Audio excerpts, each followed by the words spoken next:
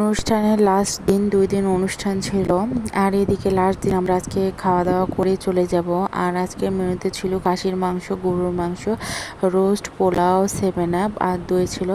এদিকে আমি তারাজের খাবারটা আগে বেড়ে নিয়েছি আর তার সাথে তোমাদের সাথেও শেয়ার করলাম খাবারে কি ছিল।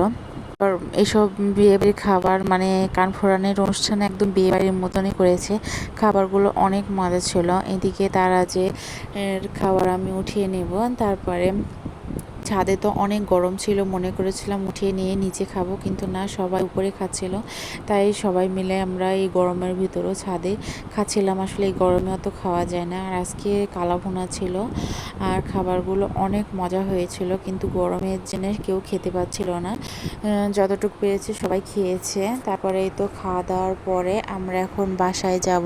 তাই সবাই এই তো ব্যাগ ট্যাগ বের করে রেডি হয়েছে বাসায় যাওয়ার জন্য। তো এই তো, আল্লাহ হাফেজ। ভিডিওটা কেমন হয়েছে কমেন্টে